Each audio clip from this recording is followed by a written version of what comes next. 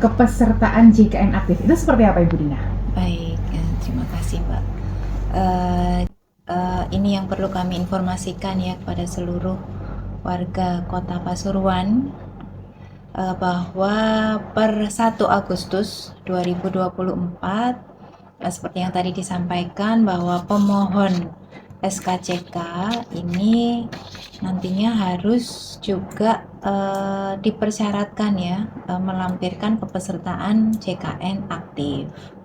Nah, sebetulnya sih kalau di Kota Pasuruan sendiri karena sudah universal health coverage ya, pastinya sudah sebagian besar penduduk Kota Pasuruan ini terdaftar sebagai peserta BPJS Kesehatan. Namun memang masih ada beberapa peserta mandiri yang kepesertaannya non-aktif karena menunggak iuran atau tidak membayar iuran secara rutin. Nah, persyaratan kepesertaan JKN aktif ini untuk pemohon SKCK memang sebagai bentuk implementasi atau pelaksanaan dari Instruksi Presiden nomor 1 tahun 2022. Jadi di dalam Inpres tersebut Bapak Presiden menginstruksikan kepada seluruh kementerian lembaga di mana salah satunya adalah Polri juga, kepolisian, bahwa untuk mendukung program pemerintah yaitu untuk agar seluruh penduduk Indonesia ini nanti terdaftar sebagai peserta JKN, maka dari itu kementerian lembaga diminta untuk mengintegrasikan ya dan mempersyaratkan kepesertaan JKN dalam pengurusan SKCK dalam untuk pelayanan-pelayanannya ya. Jadi kalau untuk Polri, SKCK nanti ke depan juga akan berlaku untuk pengurusan SIM. Nah, saat ini masih untuk pengurusan pemohon SKCK. Baik, ini sangat menarik sekali karena kita tahu pelamar pekerja kalau kita butuh SKCK memang secara umumnya adalah untuk melamar pekerjaan, untuk fresh graduate entah itu lulusan SMA juga ataupun lulusan kuliah ya. Nah, ini saya tertarik sekali. Tadi ada yang sempat dikatakan mereka yang menunggak. Nah, ini pasti terjadi tidak dalam semua keluarga, tapi mungkin beberapa juga terjadi mereka yang tidak membayar sebulan, 2 bulan, 3 bulan, itu untuk yang mandiri. Ini apakah persyaratannya mereka juga harus tetap melunasi itu tersebut, melunasi pembayaran tersebut untuk melanjutkan pengurusan penerbitan SKCK atau mungkin ada kelonggaran? Itu seperti apa, Ibu? Baik. Jadi kalau di dalam Perpol itu kan memang disebutkan melampirkan kepesertaan JKN aktif ya. Tetapi di sini memang ada beberapa hal untuk peserta menunggak atau yang belum pernah mendaftar sama sekali. Tentunya kan dia tidak bisa langsung aktif ya kepesertaannya. Jadi kalau yang untuk belum pernah mendaftar sama sekali untuk daftar sebagai peserta mandiri kan masih menunggu di hari ke-14 untuk bisa aktif kepesertaannya. Maka dari itu di BPJS Kesehatan di sini memberikan toleransi. Jadi untuk yang peserta menunggak, misalkan dia mampu untuk melunasi seluruh tunggakannya, otomatis kan bisa langsung aktif. Ini nggak ada masalah. Tapi untuk yang tidak bisa melunasi langsung tunggakannya, ini dia bisa mengikuti program rehab namanya. Oh, ada program rehab namanya, dokter, rencana pembayaran bertahap. Oh, dicicil gitu, dokter? Dicicil, betul.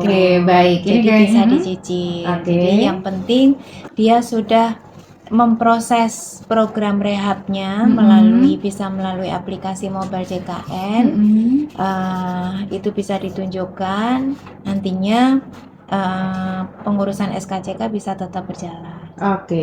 Jadi ada kemudahan lah. Betul. Ya di dalam hal tersebut. Nah, kalau yang peserta mandiri, yang penting dia sudah mendaftar dan sudah mendapatkan nomor virtual account, itu juga Langsung bisa? proses SKCK bisa dilakukan. Oke, jadi gitu ya. Jadi kalau misalnya belum punya, mereka bisa mendaftarkan secara langsung, tapi dapat nomor virtual account-nya sudah bisa melanjutkan penerbitan SKCK di kepolisian, Iya, begitu betul. ya. Kalau misalnya tunggakan, ini kayaknya boleh diperjelas nanti dokter tentang rehab ini tadi ya. Kayaknya seru banget nih kalau ada kata-kata dicicil gitu dokter ya. Karena kadang kita itu nggak tahu ternyata Ini bukan pinjol tapi. iya. Setahun kadang tidak terbayarkan, bukan sengaja tidak membayar dokter, tapi mungkin doa dari mereka nggak sakit, alhamdulillah seperti itu dokter ya. Jadi nanti kita akan bahas seperti apa skema dari rehab atau dicicil pembayaran untuk mengaktifkan kepesertaan JKN tersebut untuk melanjutkan penerbitan SKCK di kepolisian. Tetap di Selamat Pagi Pasuruan bersama BPJS Kesehatan Kota Pasuruan sampai nanti jam 10 pagi. Dulu bilangnya askes gitu ya. Kalau askes dulu PNS aja. Kalau sekarang itu sama BPJS istilahnya ya dokter ya. Tapi ada dua ini tadi. Nah ada yang KIS itu dok, kalau boleh tahu? KIS itu kartunya. Oh begitu. Kartu Indonesia Sehat. Oke, ini yang gratis ya dok ya? Enggak, semuanya. Jadi semua peserta JKN. Itu namanya KIS. Jadi ini yang biasanya rancu ya. Biasanya orang-orang ini rancu, dipikirnya kalau KIS itu yang dibiayai oleh pemerintah. Iya, benar. Padahal enggak. Jadi programnya namanya program JKN, Jaminan Kesehatan Nasional. BPJS Kesehatan ini yang mengelola, badan penyelenggaranya. Nah, KIS-nya ini kartunya. Namanya? Nama kartunya Kartu Indonesia Sehat. Jadi mau mandiri mau dibayar KIS bahasanya. Iya betul. Karena selama ini mindsetnya saya sebagai masyarakat menengah ke bawah dok ya. Kalau udah pakai KIS itu rasanya kayak kenapa sih gitu. Ya gitu ya. Padahal semuanya pakai KIS yang ya dok. Kelas 1 yang bayar sendiri kelas 1 ya KIS sama. Ini perusahaan yang dia levelnya sudah manajer misalkan. Dan dia dapat hak kelas perawatannya kelas 1 ya kartunya KIS juga. Oke, semua KIS. Semua KIS. Karena ada yang bilang, pakai KIS masuk rumah sakitnya. Kalau aku kan pakai BPJS. Bayaran saya itu apa bedanya? Sama. Padahal sama, BPJS itu yang mengelola. Gitu ya, penjaminnya dok, ya. BPJS. Jadi sama-sama namanya KIS gitu ya dok ya. Cuman ini yang pembiayaan oleh pemerintah sama mandiri begitu ya. Ini kayaknya perlu digarisbawahi. Rasanya tuh bahasa KIS tuh kayak miris gitu dok. Padahal ya KIS itu kan KIS sama enak aja kan KIS gitu. ya.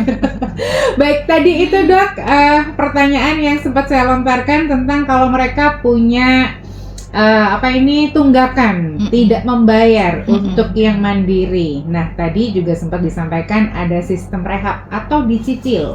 Ini seperti apa skema untuk pembayarannya, terus untuk daftarnya, untuk pembiayaannya di BPJS seperti apa? Jadi untuk peserta mandiri menunggak ini dia bisa melakukan pembayaran tunggakannya secara bertahap, mencicil tanpa bunga. Jadi rehab ini singkatannya rencana pembayaran bertahap. Nah, cara mengikuti program rehab ini dia bisa diproses lewat aplikasi mobile JKN atau telepon ke care center 165. Jadi hanya bisa dilakukan di 2 kanal itu. Jadi tanpa datang ke BPJS pun sudah bisa diakses. Jadi tinggal download saja dok ya. Jadi nanti kalau download aplikasi mobile JKN ada fiturnya program rehab. Nah nanti di situ dia sudah langsung membaca datanya. Dia menunggak berapa lama. Jadi langsung ketahuan 2 tahun. Iya. Gitu ya. Maksimal kan tunggakan ini maksimal 2 tahun ya. Jadi misalkan dia nunggaknya 3 tahun, yang setahun paling belakang itu udah nggak dihitung. Enak ya dok? Ya nggak enak. Jangan menunggak. Gitu ya dok. Jadi itu kayak di pemutihan gitu dok ya? Jadi hanya yang dihitung hanya 24 bulan. Gitu. Nah ini ada punishment nggak dok? Kayaknya kemarin tuh mungkin ada beberapa case yang saya dengar mereka yang menunggak selama 2 tahun atau tidak membayar, ada dapat tagihan ke rumah misalnya atau apa, itu mereka nggak bisa bikin KIS lagi secara mandiri. Apa itu benar ya dok ya? Jadi gini, bukan tidak bisa di BPJS atau JKN ini ya, untuk mendaftar sebagai peserta JKN, kita ini kan bacanya NIK. Oke, baik. Jadi NIK, kita kan punya NIK-nya udah melekat ya, satu NIK yang kita mau jadi warga daerah manapun mau pindah KTP, NIK-nya kan sama. Nah, kalau kita sebagai peserta menunggak, misalkan saya nih, saya pindah jadi warga Kota Pasuruan misalkan dari KTP saya awal.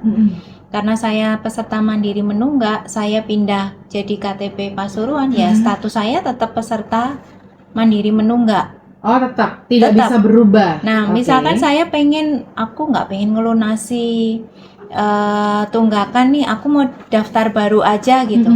Ya nggak bisa selama NIK kita tetap itu. Karena di sistem kami kan kita bacanya data Dukcapil ya. Jadi ya akan tetap terbaca. Kecuali kalau NIK kita beda, ganti. Nah, itu baru kita dianggap sebagai peserta baru. Kalau tapi NIK kan susah, makanya itu. Jadi nggak bisa. Jadi tetap ya Dok ya, bacanya NIK, pusat utamanya adalah di KTP, berarti ya memang harus benar-benar itu yang dilunasi. Jadi sebetulnya nggak ada istilah kalau dia menunggak kemudian punishment-nya dia nggak bisa daftar lagi gitu. Ya memang nggak bisa karena dia daftar sebagai peserta baru nggak bakalan bisa. Karena datanya dia di aplikasi kepesertaan kami kan sudah ada statusnya sebagai peserta menunggak. Tinggal mengaktifkan saja. Caranya dengan melunasi tunggakan iurannya. Benar sekali.